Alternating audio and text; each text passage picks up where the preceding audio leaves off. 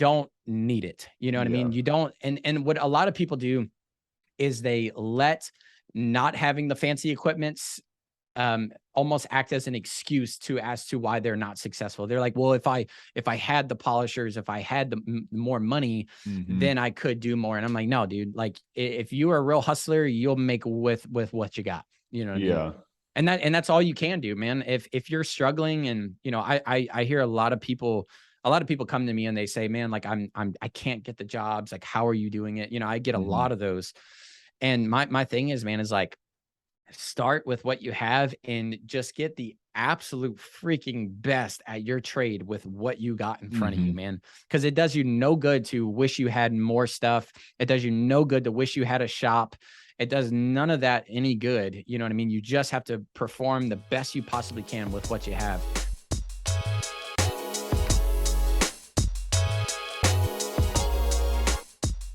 Hey, what is going on? My name is Dustin. I'm the host of the Detail Spot podcast. And in this episode, we have on Drake Robert with Drake's Detailing. Drake is a super accomplished guy within the boat detailing space. And he actually has a YouTube, a podcast as well, all on the marine side and all on the boat detailing side of detailing. And he's going to go in depth on how he started and how he grew his detailing business to over 6 figures and kind of give you the exact blueprint on how he did it and how he got to where he is today. So make sure to stick around. And I just want to thank all of y'all so much. We have reached that 20 mark with our reviews on Apple Podcasts, and we reached over 35 reviews on Spotify. That means the world to me. It just shows me that, hey, you guys are getting something from this, and that's what keeps me going and keeps me pushing. So I can't thank all of y'all enough. And if you haven't already, if you can, do me a favor and leave us a review on Apple Podcasts or Spotify. And if you're watching on YouTube, make sure to like this video, subscribe, turn on the bell notification so you don't miss anything. And we are going to pick a winner from last week's video. And we're also going to do another giveaway that I'll announce on the next podcast and the next video. So all you have to do is like the video, comment, and subscribe to the channel, and you'll be entered to win a Detail Community t-shirt. And last week's winner was actually Attentive Finish. So Attentive Finish, all you have to do is shoot me a message on social media and let me know you were the winner, and I'll get your size and your address and get that t-shirt shipped to you. But yeah, make sure to enter to win for the next video. I'll announce the next winner. So just make sure to like the video, comment something that you liked about this episode, and make sure to subscribe. So yeah, let's go ahead and get into it. Yeah, cool, man. So Drake, just introduce yourself and like tell us a little bit about what you do, and a little bit about your supply company, Detail U. Just give us the spiel. Yeah, man. So I, my main business right now is Drake's Detailing on YouTube. It's my YouTube channel. I mainly focus on boats. I started detailing when I was 20 years old. And when I turned 21, or it was like a week or two before I turned 21, the guy that I was working for, because I wasn't, I didn't own the company. I was just working for a mobile detailer. I was his second crew. And he was basically like, hey, man, I can't afford you anymore. Like, I love you, but I can't pay you. So that was I'm sorry, not 1 week before I was 21. It was 1 week before I got married. And we were like about to get married and everything. And I got fired. So it was funny. I got myself in this position where I was like, dude, I got to get it. I got to start detailing, and I could start my own. So I was 21. I started my own, dude. And I'm 29 now. So I've been detailing for almost 9 years now. And I did cars for about 4.5 years straight as just a basic mobile detailer. And then I switched mainly into boats. And that's kind of where I found my niche, was in the boat world. And so I started my YouTube channel about 2.5 years ago. And that's where it like really took off for me as far as like detailing. I was growing a very successful business before then. When I was in Pensacola, Florida, originally, which is not too far from you, is where I grew my business. And I had grown it to, I had like 6 full-time employees. I had a personal assistant. Like, it was crazy. I was 26 years old. Like, things were booming. My company was making, well over 6 figures. I wasn't taking that home, but my company was. Yeah. And dude, it got to the point where I never wanted to grow a big detailing shop because it was friggin' driving me nuts, dude. Like just working hard and managing other crews and people not showing up for work and guys falling off of boats and getting hurt, like workman's comp issues. Like it was crazy. And I decided to do a big shift, dude. And I actually fired everyone. I let everyone go. And I went to just basically solopreneur, you know what I mean? And then that's when I started my YouTube channel. And I was like, I'm gonna document, I want to make good content and just help other people out there and just kind of take it a little slower. And dude, and then once I started doing that, man, it really just shifted for me on my YouTube channel and then my Instagram. And then since then, it's kind of morphed into, I now live in Northern California.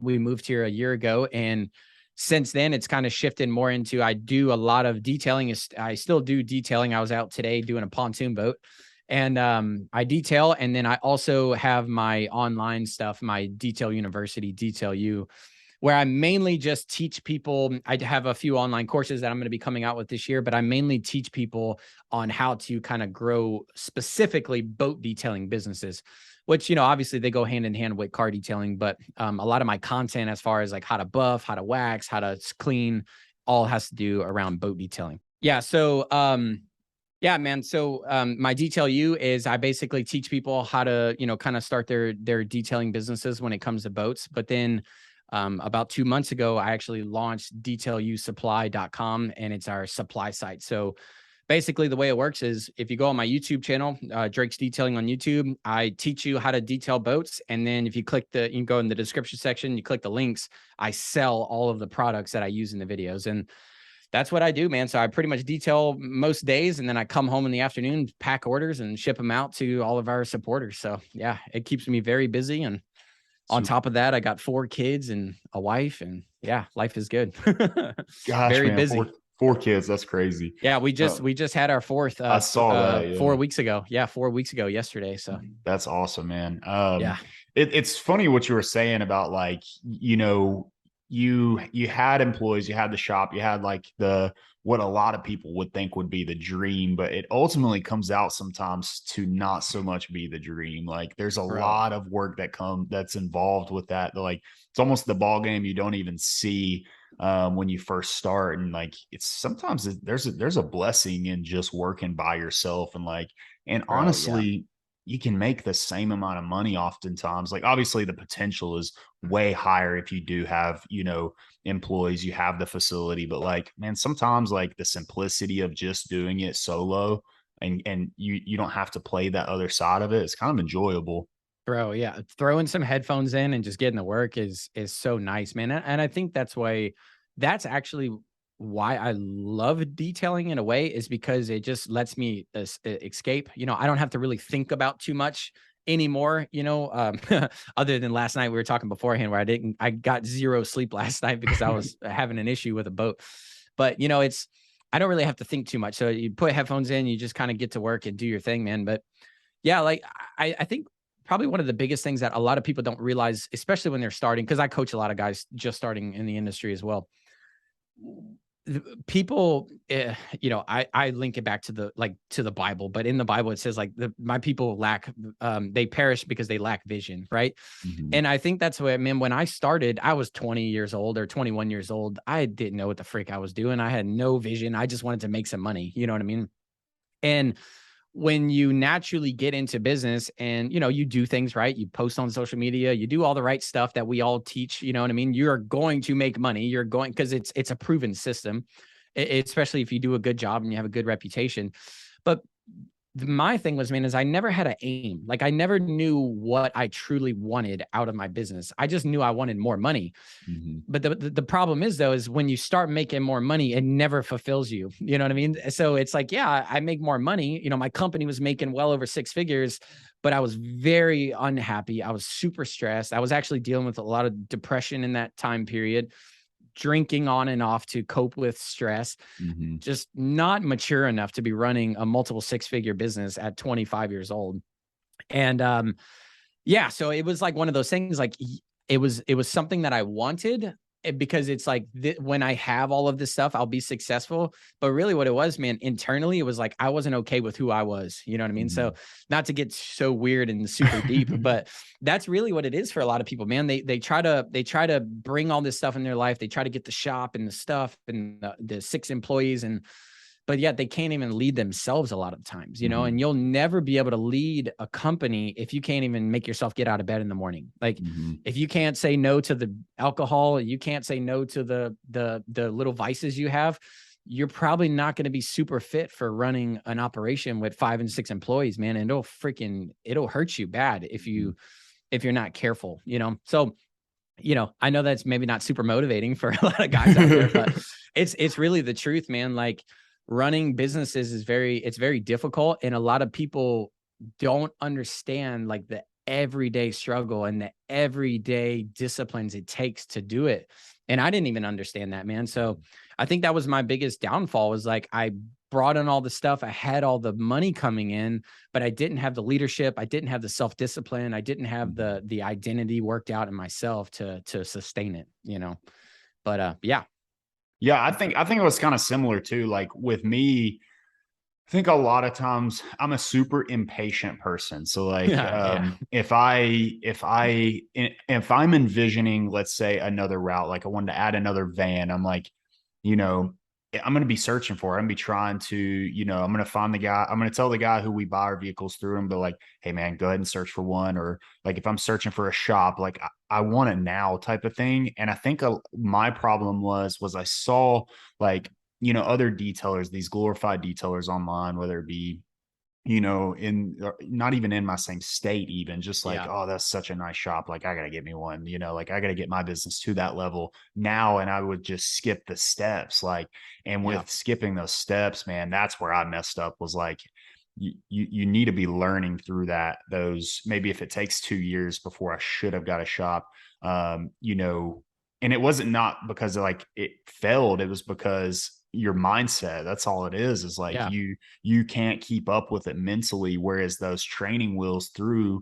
those 2 years or something could have, you know, that with me personally, that is like you know, so like getting online and seeing like, oh man, they're there, like I've got to get my business to that level, Yeah. when the simplicity of it, to just stay solo for a little bit, could have been more Well, enjoyable. and here's the thing too, man, like this is not just detailers. This is humans and innate, especially in men. We're always comparing ourselves to other people, you know, and it's like, one, just stop comparing yourself, dude. Like, because here's the thing, I was super happy being by myself with just a pair of headphones and scrubbing a boat. Like, I mean, you're on a $2 million yacht in Florida, scrubbing your boat, no shirt off, like just living your best life. But because I would compare myself to my friends that I went to high school with that are, you know, doing very well and stuff, I always thought that, you know, in order for me to feel successful or to feel better about myself, I had to be more, do more, because honestly, I was very self-conscious that I was just a car washer. You know what I mean? For years, man, like people would ask me like, what do you do for a living? I'm like, I'm a car detailer. And they'd be like, what does that mean? And I'm like, I wash cars for a living. And they're like, oh, that's cool. And I'm like, yeah, I guess, you know, I was actually like kind of like insecure about it. So for me, man, it was like always trying to like grow too fast, like you said, like being impatient, trying to impress other people. And man, like a lot of the times, dude, you know, you can make, like you said, make just as much money being by yourself. Maybe having a helper, you know, it's nice to have a helper, but you don't need the shop. You don't need all the external stuff. You know, and unless that's your goal, like if your goal, like how I talked about in the beginning, like you lack vision. If your goal is I want to own a shop, I want to have 6 bays, I want to have multiple employees so that we can be the best car detailing dealership or whatever in town, then yeah, go for it if that's your goal. For me, that was never my goal. For me, I wanted to make enough money to provide for my family so that I could be a good dad, be a good husband. I wanted to travel. I do a lot of missions work overseas through a ministry. So I wanted to go to India. I wanted to go to Nepal. Dude, when I had 6 employees, I couldn't leave because something was always breaking. Something was always happening, you know? And when I shifted and I went back to just being by myself and almost got recentered and was like, I'm not worried about what the industry says. I'm not worried about what my friends are doing. I'm just going to do me and what's best for my family. Bro, I went from working like crazy amounts. I was needing to make, like back then, I was needing to make $1,000 a day just to make payroll and like, pay my bills and pay everybody. When I shifted, I went from making 1,000 a day to $2,000 a week. So it was like the workload was way off of me because I didn't have so much overhead. Dude, I was paying one of my guys, I paid him 120,000 in 1 year just for freaking detailing with me he did a great job, but it was like, at the end of the year, when I had to write a W-9 for 120 grand, that was really difficult. It was like, holy crap, so man, if it's your goal to do that, by all means, go for it, because it's awesome. I have a buddy, I'll give him a little shout out. It's Detail Bookie and Easy In, great guy in Alabama. And dude, like he that's what he wants. He's got 36 detailers, I think, or 30 something employees, and he's killing it, dude. They're doing they're doing 6,000-7,000 a day. I mean, just banging stuff out. And dude, for me, I'm like, that's a freaking nightmare. Like, I don't want anything to do with that. It's nuts, man. And I think what it is too is, like you said, it's everybody's personal goal, but like it gets a lot harder to hit that escape rope once you are invested in and have employees and have that shop. Like, it gets a lot harder to the coolest part about detailing is how easily modified you can modify your business. Like, hey, dude, if I want to take a 90-degree turn and go a different road, like it's that easy because overhead's not there. Like, just a super easy trade. And that's the beauty of it. You can turn it on and turn it off at any time. Really, you can. Yeah. And it's like, if you have that overhead, like you have that shop cost, you're bound to that lease. And a lot of leases now are like 2 or 3 year leases. Like, you get it 6 months in and that wasn't for you. Well, you're stuck with it. You better make it work. Or, if you have multiple employees, you can't just hire an employee based on you risking it. You got to know that you can keep them busy because their livelihood's on the line too. So just know that, like, all that stress, dude, adds on to your life, man. And it's you that has to carry it. Like, you're the owner. So it's like, you're the daddy of it all, I guess you could say. Like, yeah. Well, and that's the thing, dude. So a lot of guys, like, they'll start out year one. They don't know much of anything. So they're learning. They learn how to, and then they get busy, right? And then it's like, oh, I've got more work. So what do I do? Well, you naturally want to hire more people. And I actually tell you to don't do that at all, because it complicates things. What I tell you to do is raise your prices. like that's my number one thing, dude. So I didn't mention this, but when I had let everyone go, when I went back to being by myself, I almost tripled my prices, dude, because I didn't need the volume. So now I went from, I needed to make about 1,000 a day, and I had volume. So I was naturally charging a little cheaper. So it'd keep all my guys running. Whenever I flipped the script, I then went, okay, I'm going to just go to myself. I'm going to take 2 or 3 days on a boat. But instead of doing it for $800, just slap and go, I'm going to do a full wet sand. I'm going to do, the whole 9 as far as like correction, making sure everything's perfect. And then I'm going to charge $5,000. And dude, I'm telling you, it was wild, but people started picking them up left and right, dude. So now I'm like, holy cow, there's something to this. I'm now working way less and I'm actually making more money, dude. And I had no stress. I was literally off by 2:00 every day. Like I would literally get to the job about 9:00 because we had to do that in Florida because the morning dew and stuff. So it's not that like I'm lazy. It's just there was a practical purpose for it. If you're not in Florida, the morning dew is so bad that it doesn't dry till like 11 a.m. Yeah. So, by the time you get out to a job, it'd be wet. So we'd wait till about 9 or 10. I'd work till like 2, man, and get off at 2 and go home and, have fun with my kids, have fun with my wife. We went on some trips. And with that business model, it allowed us to save enough money and eventually put some stuff on YouTube and make enough money. And now we're out in Northern California and we're really loving it out here. And, so dude, like that's the thing, man. It's like there's so many different paths you can take, right? I mean, you could have the big shop. You could do, you can make it your secondary income. I know a lot of detailers that just do it on the side, man, make good side money. That's the beautiful thing about the detailing industry. Like we said, is that you could turn it on, you could turn it off, you could do a 90-degree turn at any time. And, you don't always have to you don't always have to pursue more just because the world says you have to. You know what I mean? A lot of the times, man, sometimes pursuing less will actually make you happier. You know what I mean? Yeah. And it's been a fun journey, man. But I think that was the biggest shift I made in my detailing business when I stopped trying to just be the, what the industry says you need to be and have all the latest gear and all the cool stuff. And then I was just like, you know what, I'm going to shift to trying to serve people, do the absolute best I can. I'm going to achieve dang near perfection on these boats. Perfection is obviously not achievable, but if you can get dang near close to perfection, and dude, it started paying really good dividends for me. And now I'm probably considered one of the biggest brands in boat detailing, for the industry, man. And it's wild. And it sort of happened on accident, which is crazy too. It's super cool. Like what you were saying was, and this applies to everybody. Like if you are to raise your prices, like you max yourself out, like, and I think that's where people mess up is they go and they say, they start 3 months later or 6 months later, 1 year later, now they're busier and like they've gotten traction. Now they're like, oh, I need to hire because that's at the next step. That's what they think.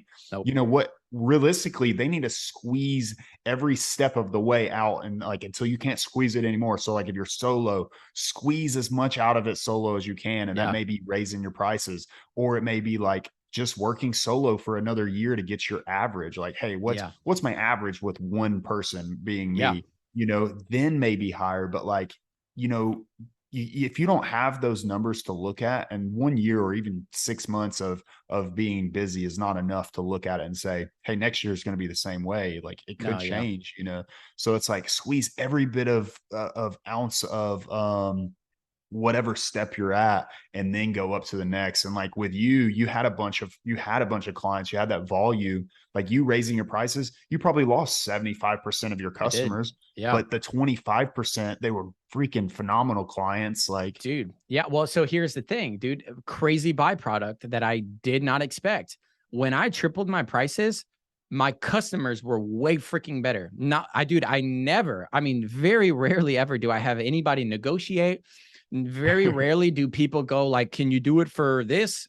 Like, it's weird, man. And I have this little analogy that I share in my trainings and stuff. And I say, like, if you ever came to one of my personal trainings that I do, which I don't have any planned right now, but I tell people about a Rolex. I'm like, okay, listen, there's two types of people in this world. Okay.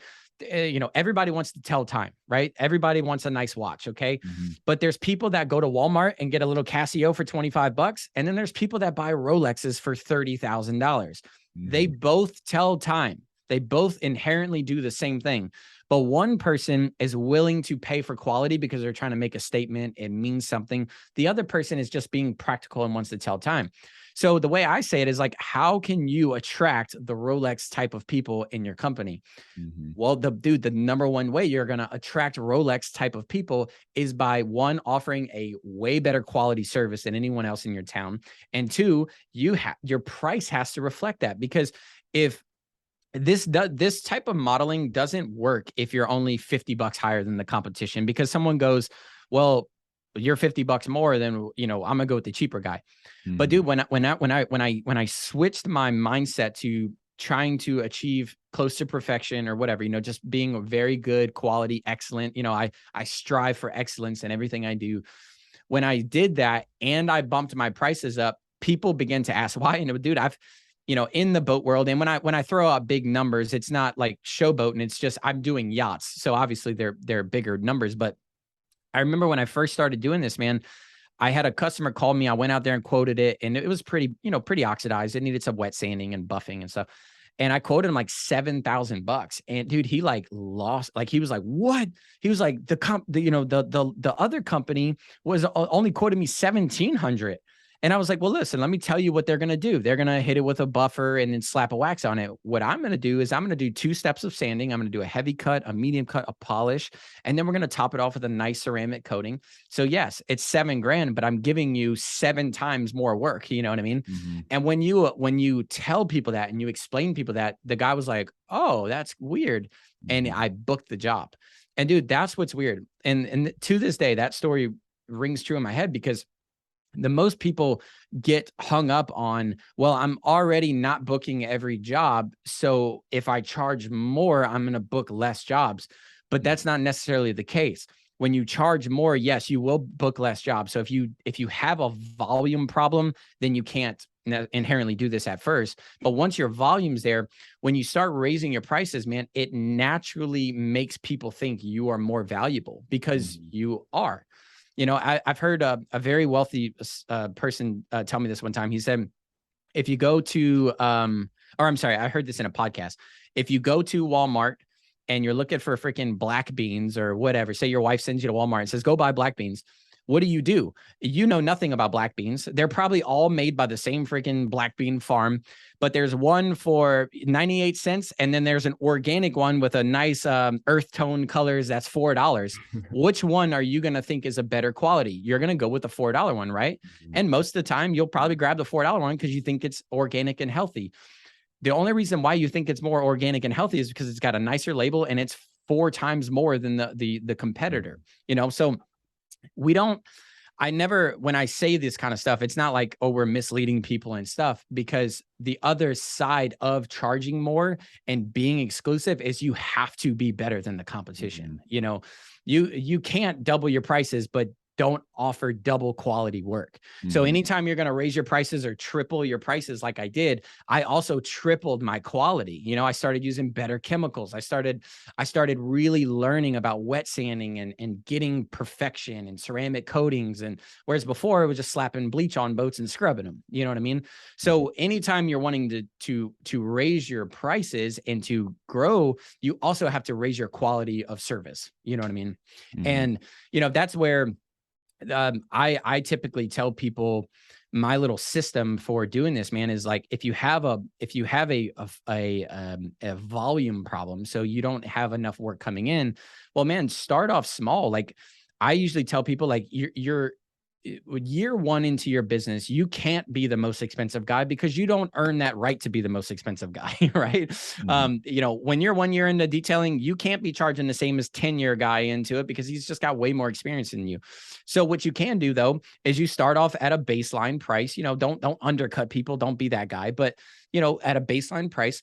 And then once you book out, man, you're booked out 2 or 3 weeks solid, dude, that's when you start raising your prices. And what will happen is, like, for instance, because I do a lot of boats. Okay. So I had a wash and wax package. We go out, wash it, clean the seats, you know, get it all, and then wax it. Okay.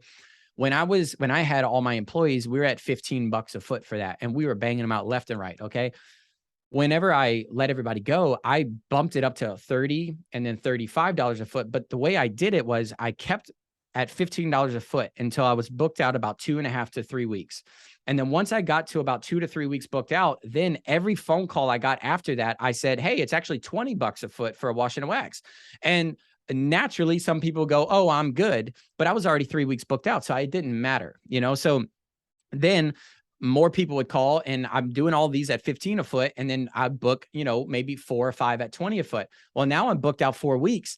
And so what I would do is now once those $20 a foot guys would start coming, and I'm still 2 to 3 weeks booked out consistently, then the next people that would call, I'd be like, hey, I'm $25 a foot. And they're like, oh, great. Put me on your list. Okay. So dude, I'm not even kidding you. This is exactly how I did it. And then I would book out 2 weeks at $25 a foot. Of course, not booking every job, but it didn't matter because I was already booked out, you know, a few weeks. And then once I got caught up and I'm 3-4 weeks booked out at 25 a foot, everybody that called after that, hey, I'm $30 a foot. You know what I mean? Yeah, and a grace literally, period. dude, yeah. And it's like, I just kind of allowed myself to build over time. You know what I mean? And it took me about a year, you know, to get to where the prices that I want. And then, you know, obviously you can't just like price gouge people and stuff. So $35 a foot was kind of my max as far as like the wash and the wax. And then I add on all my other services and coatings and everything that obviously add more money to it. But dude, that's in a nutshell, that's basically how I was able to triple my prices. It's not just doing it overnight. It's a process. It takes time. It takes patience. But if that's kind of the model that, you know, if whoever's listening, if that's kind of the model they want to go after as being like the solopreneur, maybe one other detailer with them as a helper, and you're wanting to raise your prices and you don't know how, that, dude, I just gave you the blueprint for it. You know what I mean? I wanted to take a moment from the episode really quick and tell you about the Detail community, what some of the members inside are saying, and how you can become a member today. So when you join today, you're going to get access to over 50 plus business classes and classes added monthly. These classes and these resources are going to show you click by click and step by step on how to take your business to that next level, whether you're just starting, already started, or been in business for years and you just want more traction and want that momentum so that you can start making more money. You also get access to a private community of other members that are already inside. These are ambitious detailers just like yourself that you can connect with and get support every step of the way. It's going to take away that loneliness and make it to where you don't have to do business alone. We do live hangouts monthly to where you can come hang out, connect with other members inside as well, and ask your toughest questions no matter what stage in your business you're at and get an in-depth answer. And if you're enjoying the podcasts that are coming from the Detail Spot podcast, you are definitely going to enjoy being a member of the Detail community because you also get exclusive podcast episodes and bonus footage uploaded to your member library that only members a part of the Detail community get access to. Something that is super cool that you also have access to that are added to your member library on a monthly basis are these pre-made promotion templates. These are going to allow you to separate yourself from your competitors and really stand out and display your brand in a positive and professional light. These packs are added monthly so you always have something to post on social media and so that you always have some type of branding getting pushed out there to your clients. So before we get back into the episode, let me show you really quick what some of the members inside are saying. So Marvin said, I sold one coding service from using something that was said in one of the members only podcast episodes. Now my membership is covered for a couple years now. Kyle said, what you said on the hangout last night is working. I texted about 5 or 6 of my clients and already have 2 booking for September. Preston said, I just joined in here. I did watch the pricing and packaging lesson. I can most definitely confirm my pricing was way too low. I just raised it to where I know for sure I'm making money now, and I had 2 clients agree to the higher prices. That is awesome. Brian said, if you guys are wondering if it's worth it, it is. There's a ton of amazing content, podcasts, ad templates, detailing information out the wazoo, and monthly, which I hope turns to weekly or bi-weekly, member Zoom hangouts. Seriously, guys, I'm not just trying to sell anyone. It's beyond worth the price for what you get. See for yourself. And then Michael said, I will pay for this for life, man. The information in here is worth way more than $37 a month. I've already gotten 5 clients to accept upsells using what was in one of the classes. So you get access to all of that I just showed you, plus so much more. There are so many resources there and resources added regularly for you to use at any time you would like, and that are gonna really help you take your business to that next level so that you can make more money, put more money in your pocket, take more time off, buy a new house, buy a new car. Whatever your dreams or goals are, this community is gonna help you take your business to that level. And the coolest part about it is it's only $37 a month. Something that is gonna help you make more money is only $37 a month. Think of it this way: if only one thing or only one resource helps you get a lead in or helps you attract more clients, your membership is paid for a long time. And I know there are so many resources there, more than one is gonna help you, but even if only one does, it is paid for and it is worth it. So join today, become a member of the Detail community. If you're listening on Apple Podcasts or Spotify, click the link in the show notes. If you're watching on YouTube, click the link in the description, or you can go to thedetailcommunity.com/join. Become a member today, get access to all of that today. And I cannot wait to connect with you further inside. And I cannot wait to watch your business grow and watch you take your detailing business to that next level so that you can start crushing your goals and achieving your dreams.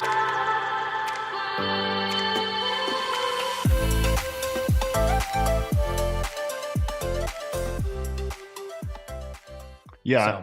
So what I call it is like price elasticity. Like I think a lot of times, I was just talking about this yesterday, I think, where, you hear like detailers will hear like from year 10 businesses, they're like, man, you're way too cheap. You need to go up in price. And sometimes they don't. That guy's just forgetting what it was like at year one. Like Amen, dude. Yeah. you can't be $500 for a detail at year one if you have no clue how to get clients, you don't know how Yeah. to brand. Like you have to be on that lower end. Like For sure. obviously make sure like your starting point should be still profiting and making your business money, Yeah. but like go up in increments, like you said, but you got to have that volume first. Like For sure. make sure people are calling like, hey, I've got leads coming in. Once you have leads coming in, it gives you a lot more wiggle room to now raise your prices. But like Yeah. you got to master marketing before you can actually get someone to agree to pay $100 an hour. Like, Yeah. you know, actually my buddy, back to what you were talking about with like the Rolex thing, that's the,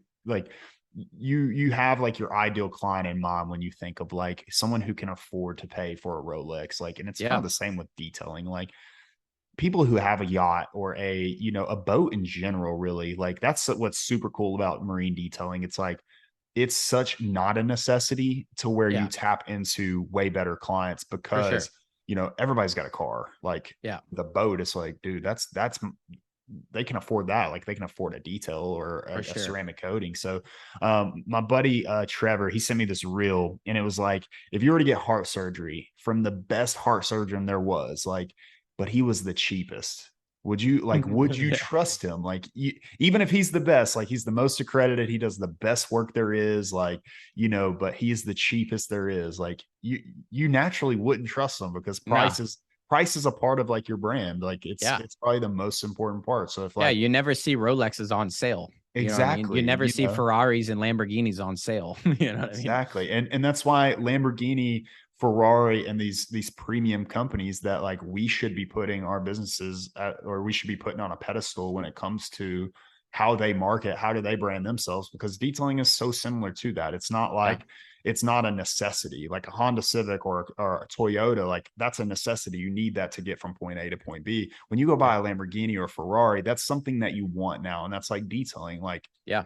you don't need that. So it becomes a want, and you need to brand your business like it's a want type of service. And Lamborghini, Ferrari, like they pay no money when it comes to commercial advertisement, like because that's not where their desired client is hanging out. Like, so Yeah. they have those things in mind and they know that like, hey, I'm not running a sale. When you see a Honda Civic on a commercial or the new Toyota Camry that comes out, they're talking price at the end of it. It's like, hey, get it for this price starting at $32,999. You Yeah. know, it's like Lamborghini doesn't do that because they don't No. care, you know, Yeah. like, They don't so it's even kind run of cool. ads. They Exactly. don't Yeah. even have It's to. You know what I mean? exactly, That's the man. thing, man. You want to have such a freaking rock solid like reputation that you don't need to convince people that you're awesome. You know what I mean? Mhm.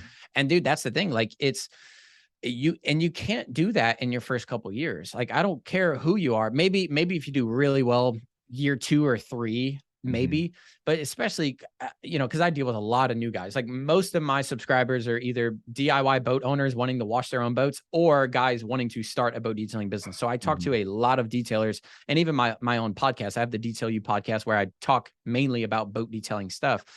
And the thing about new guys that are coming in, man, is like you said, they're wanting to charge the premium prices right away.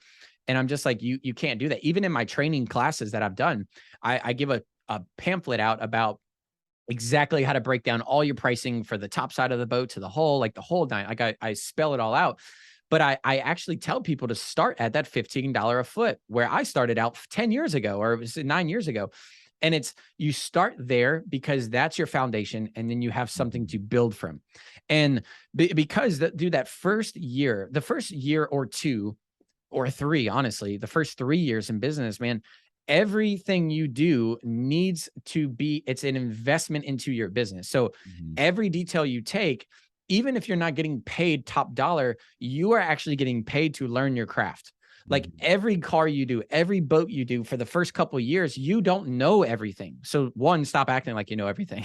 And 2, ugh, 2, um, every boat you do is practice. It's so yeah, you're not getting paid the premium dollar, but you're actually getting paid to freaking learn, dude. Like you can't do that anywhere else. You can't go to college. You have to pay to, so when someone's able, yeah, sure. If you're doing a paint correction on a car and you might want to make $800, and say you're 6 months into detailing, that you can't charge 800, but you can charge 350 or 400.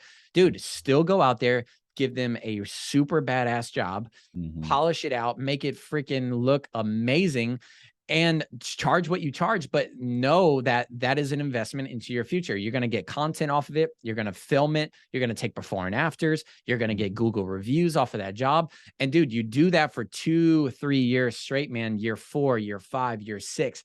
That's where you start to see the big increase, man. Because I don't know if it was for you, but my first 3 years of business was the absolute hardest 3 years of my entire freaking life, dude. I think my first year in business, I made like 32,000 or something like that, which was pretty decent, at 21 years old, but nothing compared to what I'm making now or in what I was making. But it's the amount of stuff that you have to learn in order to even have the audacity to charge Rolex prices. You have to earn that right. You know what I mean? And me, if you're trying to charge like premium prices, like what I charge, but you've only been detailing for 1 year, I kind of think of you as a little prick. I'm like, what gives you the right to think you can do that? You know what I mean? Yeah. Because you don't earn those stripes. You know what I mean? And that's the thing too, is like, I think there are some circumstances to where like some detailers get into this and like they have that capital right off the rip, and like which I didn't, and you may not have either. Like I didn't have a lick of capital, dude.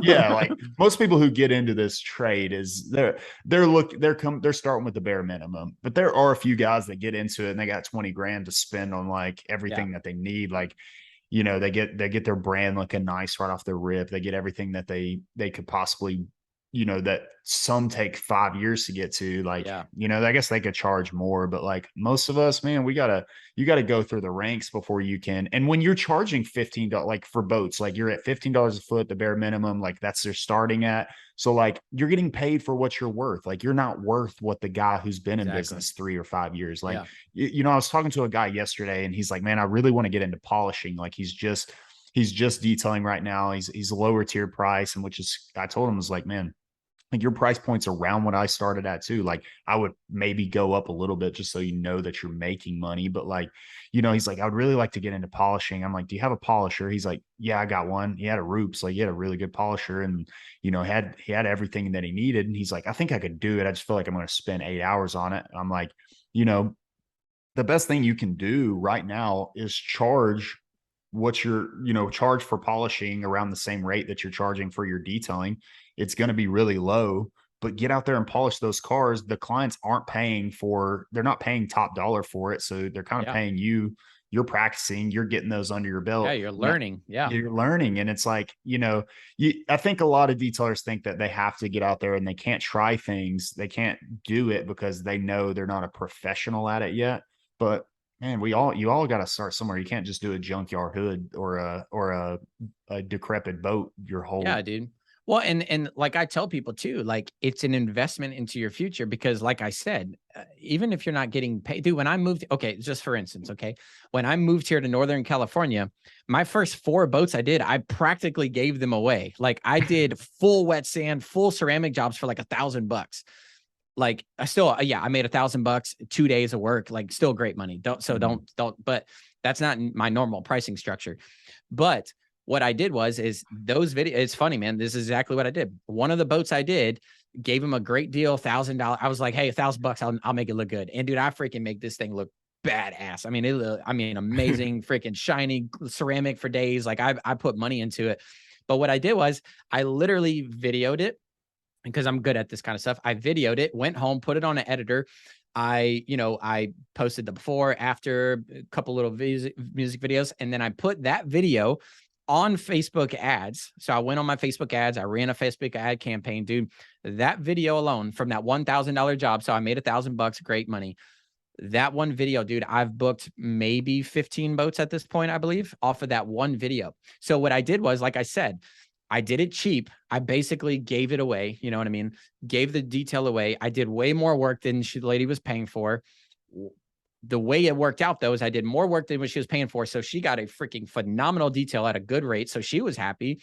And then I took that content and booked 15 more jobs from that $1,000 job, you know? So that's where it's not always working harder. It's working smarter. So if you go, well, dude, if I'm learning on this boat, say you're 4 months into it, or you're doing a car, okay, and you're doing a F-250 and needs a 2-step correction on it, instead of just charging $400 or $500 to do a 2-step correction on this F-250 or F-150, you charge your money, you know, your lower rate because you need the practice, but you're also getting before and after content. You're getting practice. You can make before and after videos, and then you post those on your Instagram and social media to potentially book more clients. So you can almost look at every detail you do in those first couple of years, and really every detail you do from here on ever, as an investment opportunity for your business, for future advertisements, for Google reviews, everything you do, and you can make good money in the process. You know what I mean?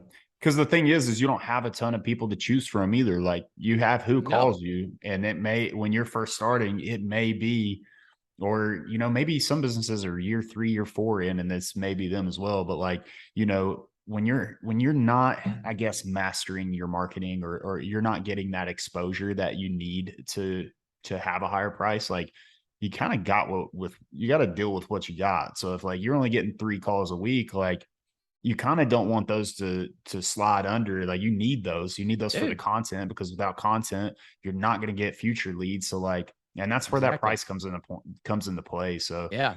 low price when starting, it's like the opposite advice ever. But like, you know, low price, man. Like, if you're just starting out there, like, you gotta, Well, it's real. It's not even low pricing. It's realistic pricing, right? Yeah. I mean, and that's the thing. Like, you know, and I also tell people, like, don't be that guy where you're undercutting everyone in your town, because no one likes you. Stop doing it. You know what I mean? And you're like, not making any money either. no, like, yeah. And then there's a point where it's like too low. You know what I mean? And even when I say low prices, you probably still don't want to be the cheapest guy in town, because that makes you look bad, you know? But being very realistic. And then, like I said, man, like, it's telling setting the expectation for the customer, you know, booking the job, but then doing more than what's required. And dude, that's the missing ingredient in life, and everything in life, even for your own self. It's everybody, dude, in the detailing industry, because that's what we're talking about. But in life, everyone is just trying to figure out what's the minimum I can do to be successful, or to, you know, to make it in this life. And if you have that mindset, dude, you're never going to be where you want to be in life if you're always just trying to do the minimum. So I know people, like, they detail boats, and I did this too when I first started out, you know, because I've learned stuff over the years. But you're always trying to cut corners. You're always trying to, like, oh, she's only paying $400, so I'm just gonna do this for $400. But it's like, or what if she's paying $400, but you give her a freaking bad detail, and now she goes tell all of her friends, hey, you know, this guy gave a good deal. You know, that could cause some issues for you, because now the 6 people that she brings to you are all going to expect $400. So you might have to have that conversation. And I've done this tactic multiple times with people, where I'll literally go, hey, listen, I'm going to give you about $800 worth of work. We'll charge you $400, but I'm going to make this thing look right. But please just don't tell anybody how much I'm charging you. And literally most people go, oh, okay. Yeah. You're giving me a great deal. Fine. That sounds good. You know what I mean? and that's the thing. Yeah. I'll shut up. Yeah. I'm giving you a great deal. You know what I mean? And dude, it takes you an hour extra, you know, you put an extra hour or 2 into it. You know what I mean? And dude, it's like, and that's the thing with that $1,000 boat that I told you, like, I put my heart and soul into it. I spent 2 full days of my time out there. I detailed it. And, you know, I also say all of this with the fact of, I do have some money in the bank, so I'm not dying for bills. I'm not struggling to keep the lights on, you know, and that's another perspective too, man, because, you know, when I was younger and I was starting out, like, I needed every freaking penny. And when you live under that mindset of, I need to make a paycheck to pay my bills this week, man, you naturally start, I call it more of like a poverty mindset. You start thinking, you know, I need the money, and I hope someone picks me. I hope someone hires me. And dude, like, if you want to be a premium detailer, you really have to change your mindset to be like, no, like, I know my worth. I know that I'm valuable. I may not be a 10-year professional yet, but I know that what I do actually creates value and people want to pay for that. People want to purchase that. And I'm telling you, man, like mindset is probably 95% of it. It's crazy. You hit the nail on the head. Like, just like looking back, how I even thought, like, when you look at yourself at year 1, year 2, year 3, or just when you really have no clue, like, you do kind of have that mindset of like, dude, I'll take anything. Like, throw me a bone, I'll give you a deal. Like, I'm not respecting myself at that time. Like, and that's ultimately what it comes down to, is that when you're charging, because I think a lot of people, when you were talking about like you need that money so bad, that you almost don't even care if long term you're losing. Like, say you're at $80 for a detail that takes you 3-4 hours. You need that $80 now versus, I probably spent this on products, but it's still $80 right now. So like, and that's how they're thinking. And that's kind of how you go down that rabbit hole of that, dude. That ends. Well, you're sinking. It got so bad for me in my first 2 years. I was driving. I had a radius. I would drive an hour and a half away for $125 detail. So I was spending $40, $50 in gas, because I had a V8 SUV at the time. I was spending like $40 in gas just to drive and make $125 on a detail, dude.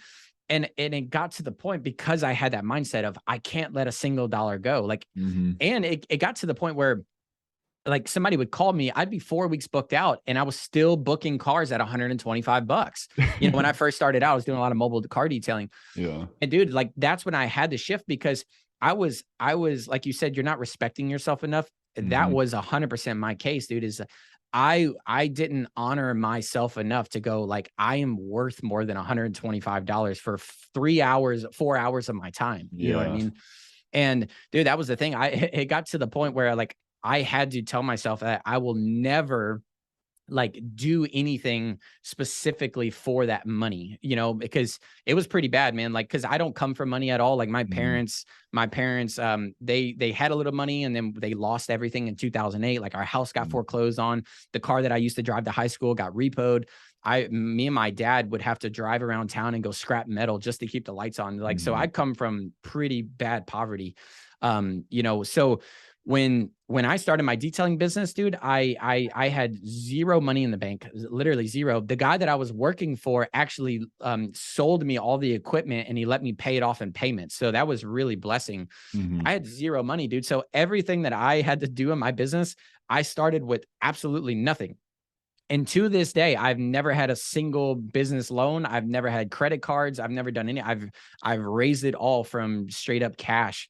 You know what I mean? And just paying things off, dude. And now I'm to the point where I needed to get a loan for some certain things for my detail use stuff. But like, where people get mixed up, man, is they go, I need all this stuff on day one. I need the Rupes polisher. I need all this stuff. And the truth is, man, you really don't.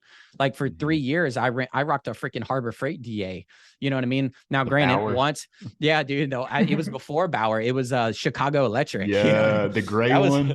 Yeah, dude. Yeah, the old school bad boy. That thing was like a brick. You know what I mean? Same, bro. I had the same one. So man. I rocked that puppy. It would like electrocute me. Yeah. Crap, dude. I rocked that puppy. Loud. Oh, dude, it was horrible. But I'd rock that bad boy for 3 years, and now obviously when I upgraded my equipment, it was like, oh my gosh, it was like the heavens opened.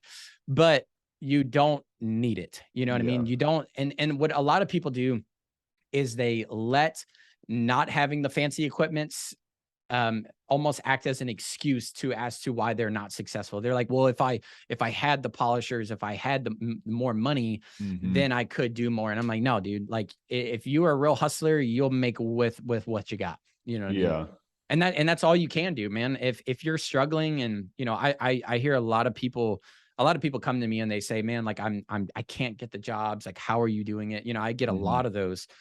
And my thing is, man, is like, start with what you have and just get the absolute freaking best at your trade with what you got in front of you, man. Because it does you no good to wish you had more stuff. It does you no good to wish you had a shop. It does none of that any good. You know what I mean? You just have to perform the best you possibly can with what you have and Yeah. become great at it, dude. Yeah. Dude, and that's another thing and it won't be overnight either. I think a lot of people think that like you're going to tell them something that's just like, hey, I'm going to try this one thing and tomorrow I'm going to get leads from it. It's literally having to show up every single day and wanting to learn more and wanting to say, hey, okay, that one thing I tried that, I put that in use in my business. Now I need to get that second thing and start stacking up those strategies and trying things, because there's not just one get rich quick thing that you can No. implement in your business. It's funny that like you were talking about traveling an hour and a half. I was going to tell you, I did the same thing. I lived an hour. I lived 45 minutes from the city that it was like we bought a house once we moved from Florida. I got out of the Navy. We bought a house like 45 minutes from where I'm originally from, just because it was cheap there and it was in the country. And like, but there's probably only 7,000 people in that town. So I had to go like Yeah. 45 minutes. And this one lady we detailed for, I did it for like $70, man. And she was like, will you take 60? And I'm like, Oh God. yeah, for sure. So she's like, oh, I'll have my friend come over too. And dude, I'll never forget this is how low I was and how just needed that quick dollar, and it probably wasn't making anything because the products, the equipment, everything, like, and the Oh yeah. gas to get there. She was like, hey, will you pressure wash my husband's tombstone? Oh no. It's an hour and a half away. I was Oh no. like, yeah, I'll do it for $100. I was like, Yeah, oh my God. Like, it just shows you like how much you really do evolve just through like, for hey, sure. putting in that. There's a point to where you almost get to where I'm done. Like Yeah. this is not working. I'm doing something totally wrong. And you have to pivot. And like there was a point that I had to pivot and Yeah. start implementing things that for the better. Yeah, dude. Well, and that's the thing, man. It's like pivoting because a lot of people they start one way. Mhm. We always think in our minds the path to success is a straight road, and it never is. So it's like you start one thing and then something happens or markets change, seasons change, whatever, economy changes, whatever. Like right now we're Mhm. dealing with economy changing and stuff. So like all of these changes, but you have to learn to adapt at anything. Mhm. And I think that's like a big problem is like we always think that whatever marketing thing we do is just going to be linear. Like we're going to post this ad and we're going to book 4 jobs. And dude, like, it's that's not necessarily the case, man. And like you said earlier, as far as like there's no one way, there's no one road. It's like, Mhm. you can do Facebook ads, you have a website, you have I do Google ads, I have word of mouth, I do my YouTube content. Like there's so many different little areas. And I think one of the biggest things that people they make the mistake on growing their business is they think that they need more polishers, they need more, whatever to be better. But honestly, man, it could be just as simple as getting a freaking decent website that doesn't suck. You know what I Mhm. mean? Like, and I don't say that disrespectfully, but I've told people this for years. There's just having a website's not good enough. You have to have a good website that has a purpose. And Mhm. if you would just like websites are a big thing for me. They don't have to be fancy. You don't have to go spend 10 grand on a professional website. My first couple of years, I did them on Wix.com, I think, and Mhm. I had a Wix site and I built it all myself. Now I have a WordPress and a web guy, but I made thousands and thousands and thousands of dollars off of a $35 a month Wix website. Mhm. And one of the things was, man, it was just making it as simple as possible. And my goal was for every customer to have to call me for a price. I don't put my prices on my website. I'm not I know some people are big, put your prices up. Some people don't. I just preferred people to call me. Yes, it sucks that my phone's blowing off the hook all the time, but I would answer the phone and I was confident that I could sell because even at a young age, dude, my dad had his own business and I sold stuff and we sold AC units and stuff. So Mhm. I was exposed to that. So I knew that if I could get someone on the phone, I could most likely sell them on something. So, Mhm. you know, it's there's no one formula. There's no like one, I'm going to post this. And the amount of times that I've thought of a marketing campaign or thought of a YouTube video that I thought was going to make me successful and I post it and it does nothing for me. If I had $1 for every time I thought that, dude, I'd be a trillionaire by now. But what it is, it's the consistency, man. That's Mhm. where people miss. It's it's not just posting on YouTube. It's not just posting on Facebook. It's not posting on Instagram. It's posting every day on Instagram. It's posting every week on YouTube. It's sending out weekly emails to your email list. If you guys are not keeping track of your customers, like that is like, that's number one. Like keep track of your freaking customers, keep their emails, have an email list where you send, dude, it's so like I said, doing more than just the bare minimum, right? When you get an email, when you get a contact form, dude, put these guys in a constant contact list, whatever email provider you want. I don't care, dude, but send out a monthly email and just have a tip. Hey, this is how to wash your car, the best soap to wash your car. Just something freaking simple, dude, to keep your name relevant to your customers, man, because even just doing that one thing alone, I've done details many of times for people, and I'll email them or call them on a follow-up about 4 months later, because I try to contact everyone 4 months later, because I feel like that's enough time for their car to get dirty or their boat to get dirty, and I'll do it again. I'll literally email them, I'll call them 4 months later, and they'll go, dude, I'm so glad you reached out to me. I totally forgot the name of your company and I couldn't remember it. And I'm like, well, dude, I did such a dang good job. You would think everybody and their grandmother would remember you, but they don't, because they have lives and they don't care about the guy that washed their car. Just being real. So like, dude, half of growing your business could be just nurturing the relationships you've already made, man. And that right, even that right there, dude, I went 5 years without doing that. If I would have been implementing just nurturing the people that I've already had contacts with, that alone, dude, could have doubled my income way sooner than I did, So there's so many little things. So like, if anyone's listening, man, like the one thing I can just say, if you take anything out of this podcast, is like, be very consistent in what you do. Literally make a weekly schedule, a daily schedule of, I'm going to post 3 times a day on Instagram. That's my goal. Every single day I'm posting 3 times, 3 Instagram stories every day. I try to do a video on YouTube every week. On Facebook, it's the same. It's linked to my Instagram. So I do that 3 times a day. I try to do a post once a week on certain things. I do my email.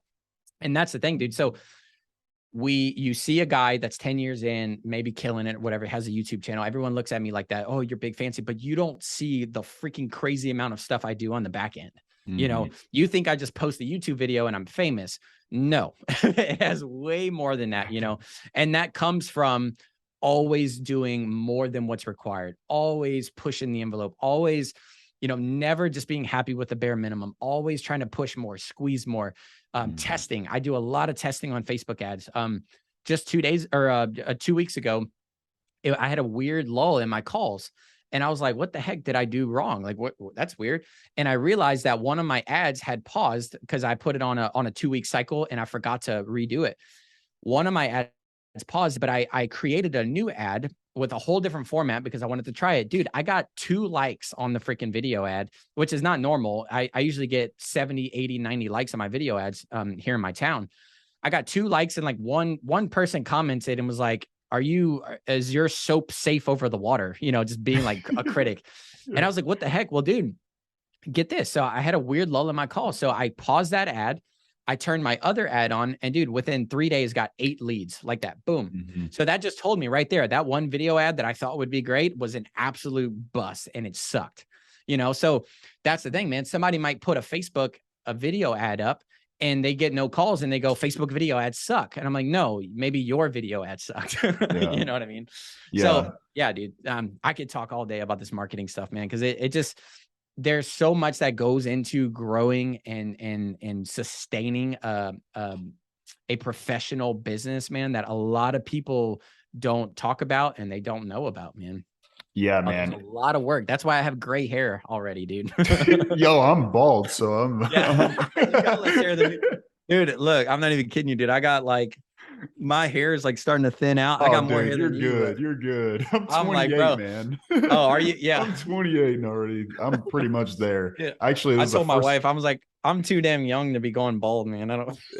Mine's like straight genetics. Like all my family's pretty much bald on the male side of it. But that's funny, dude. That's so relatable, man. We could go days on like marketing, but like the big thing with Facebook and like the big thing with pretty much any type of marketing is what you try is more than likely not going to work the first time. It's a combination of the 15 things that you did try. Because, like, even with Facebook ads, like, you don't even know, you think that the picture or the video that you're going to use is going to work. But, like, you have to test that with, like, use the same picture, use the same video with 3 different demographics. Hey, Yep. which one of those demographics works? Okay, cool. Use the one that performed the best out of those demographics. Now change the pictures, but use the same demographics for all of them. And, like, it's just all testing and, like, trying Yeah. a bunch of different things. And hell, even when you do find the one and you got your combo there, that one may not work. But once you do stumble across the one and you just don't quit and Yeah. you keep trying, and you'll find the one that works. And Yeah, dude. Well, I mean, it's I've been doing Facebook ads on and off, but really on and off for like 4 years, because Mhm. the last 3 years when I was in Florida, I didn't have to do a lick of advertising because I just had so much work. So I really tried them, a couple years ago. And then when I got here to Reading, where I'm at now, like no one knows me here. Like I had to start 100% from scratch. Mhm. And believe it or not, people don't really care that you have a YouTube channel. Like they're just like, oh, Yeah. that's cool. Like whatever. What does that mean? Yeah. So that's what I started having to test again, man. And that was the thing. Like, I never got really a lot of leads off of photos. Mhm. But I'm pretty good at my video stuff. So maybe that's why I'm just more natural on camera and stuff. Mhm. But yeah, man, I mean, it's it's a process, dude. And that's the thing. Like everybody wants the money, everyone wants the big paychecks, everyone wants the fancy cars and stuff without the process. And the process is what actually gets you to the fancy cars, the paychecks and stuff. Mhm. And dude, I'm still in the process. You're still in the process. I'm Yeah, not where I absolutely. want to be. I'm not even close to where I want to be, Mhm. you know? And you never And will be. You no, yeah. that's like what you were saying earlier. Like, you almost have to be, grateful for one, for what you are, what you have now, and like where you've gotten to. And that, but you also do still want to value that grind of, like, hey, I'm never going to be happy Yeah. with where I'm at. To some Yeah. extent, like, you still need to be happy, but, like, you don't want to get complacent, like, I guess. Now, when I'm 40, I would love to be complacent and be completely okay with, Yeah. um, or whatever that age may be for whoever's listening. But yeah, I mean, it's never going to change. You're always going to want that more and that better. But, like, but you have to wake up every day and, like, hey, I'm going to try this today.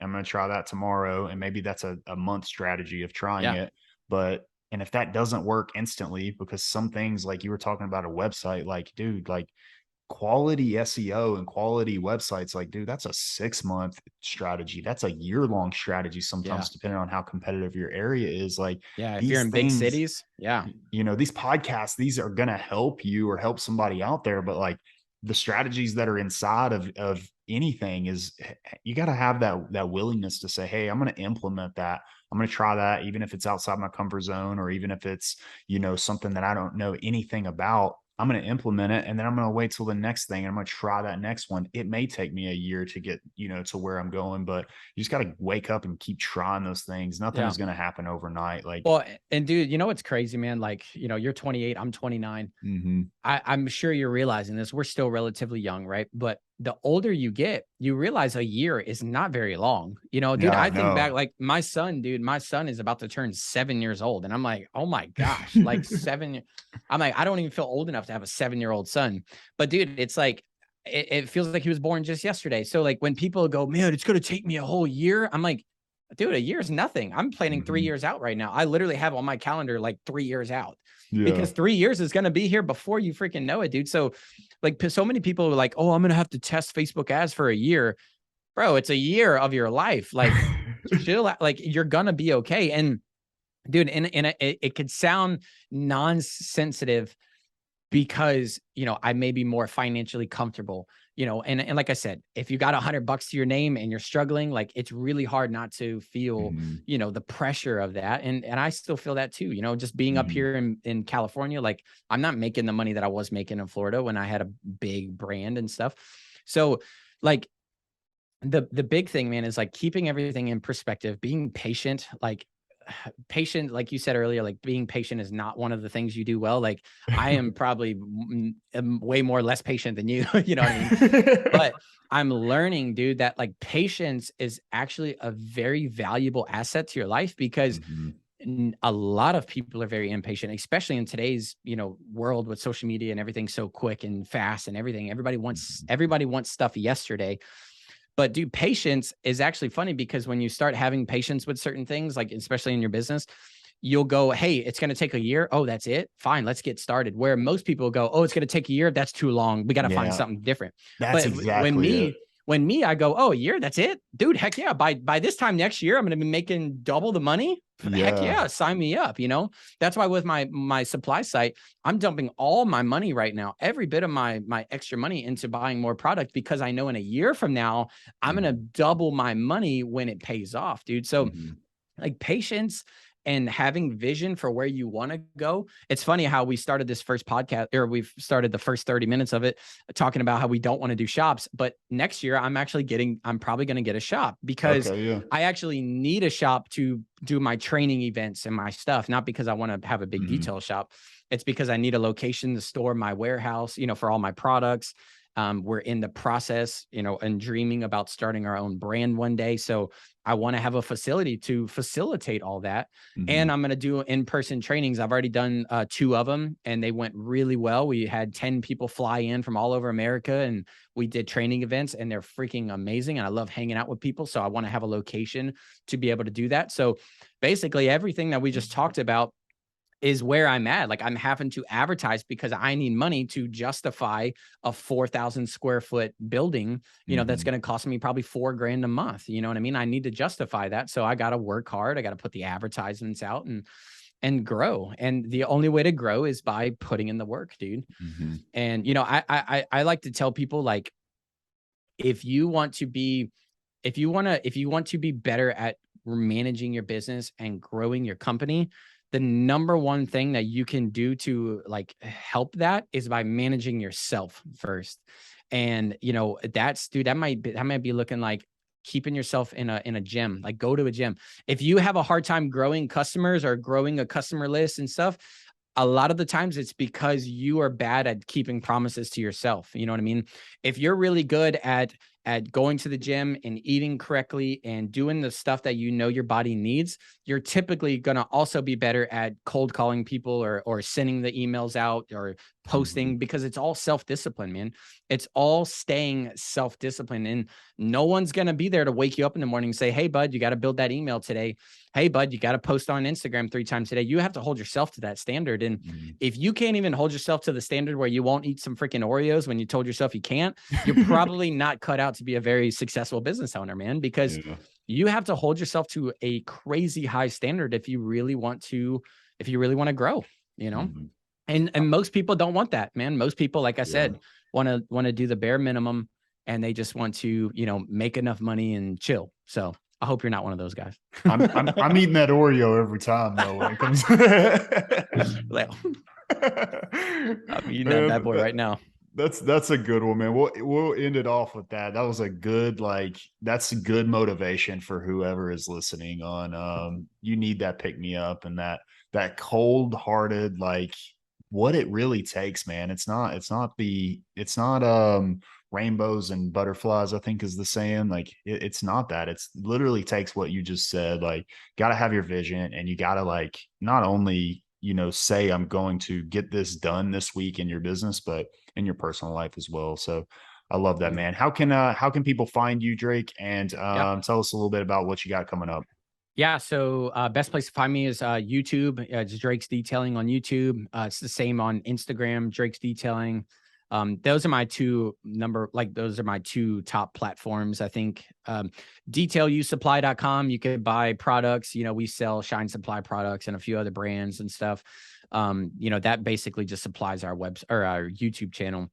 But other than that, we have Detail University, detailuni.com, and you can find some of our online courses. I'm about to launch an online course about like how to teach people on how to like grow their boat detailing businesses. So if any of your listeners do mainly boats, or maybe they want to add boats to their arsenal, that might be a good little course for them to go down. And we kind of talk about a lot of this because really a big thing that I'm passionate about is detailing, but it's also helping just detailers, grow and be more successful and be healthier and be better parents, better dads, better friends, whatever. Because I feel like, your business is a part of your life. You know what I mean? And I know people say like business is not personal, but dude, it's your life. Everything's your life, right? You mean, Mm-hmm. so yeah, that's what I teach there. So yeah, man, Instagram, YouTube, email, whatever. Yeah, you try to find us. We'll get in touch with you. So That's awesome, man. It was yeah, good to dude. have you on, Drake. Yeah, dude. Thanks a lot, bro. Appreciate it. Yeah. So that is it for this week's episode of the Detail Spot podcast. That was a ton of fun talking with Drake, and hopefully you guys got something from it. Hopefully you got something that you can implement in your business as well after listening to this podcast. And if you did enjoy this episode, make sure to, like the video on YouTube, subscribe if you have not already, and leave a comment so that you're entered to win the chance to win a Detail Community t-shirt. And if you're listening on Apple Podcasts or Spotify, if you can, and you're enjoying the content coming from this channel, if you can, leave us a review. It's going to greatly help the channel grow so that we can reach other detailers so that they can get something from it as well. And as always, feel free to shoot me a message on social media if you ever have any questions or just want to chat or have an idea to run off somebody. I'll always reply to my DMs and see if I can help in any way I can. But I will catch you on the next episode of the Detail Spot podcast. Hope you all have a great week and keep on crushing your goals.